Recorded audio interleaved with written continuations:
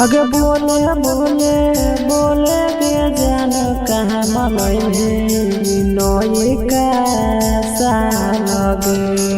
आगे बोले बोले बोले के जान कहाँ मनई नई कैसा लगे। आगे खोई की मुर्गा मछली आके ऐसे करम लगे।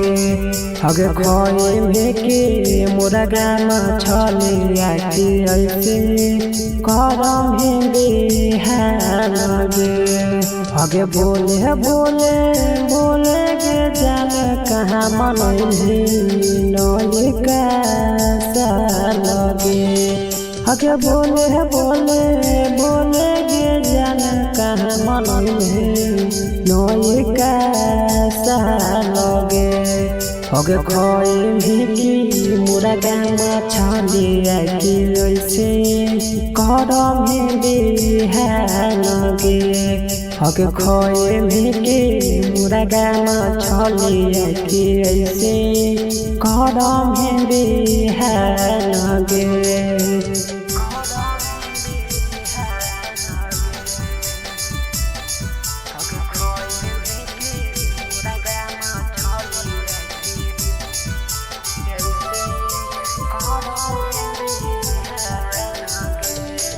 आगे देखा तो कि कहा तो गाया के मेहरारू झारखंड से जाके ले आई बहु महुआ दारू। आगे देखा तो कि कहा तो गाया के मेहरारू झारखंड से जाके ले आई बहु महुआ दारू। तोरे लागी करबोगे जानू भोरे भोरे हम इंतजार गे। अगे तोरे लागी करबोगे जानू भोरे भोरे हम इंतजार गे। अगे खोई की मुर्गा मछली आके ऐसे करम लगे। आगे खोई के मुर्गा मछली आके ऐसे करम लगे।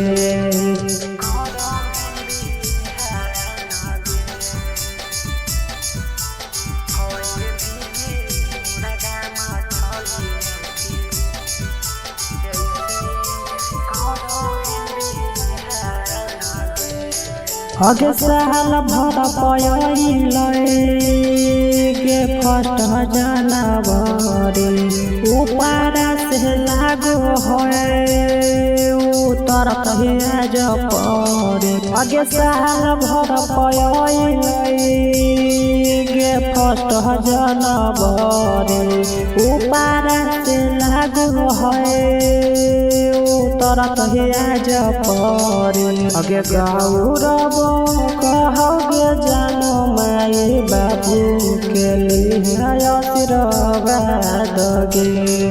आगे सोनू मनीषो कहोगे जानो माई बाबू के लिए आशीर्वाद गे। आगे खोई की मुर्गा मछली आके ऐसे करम लगे। आगे खोई की मुर्गा मछली आके ऐसे करम लगे।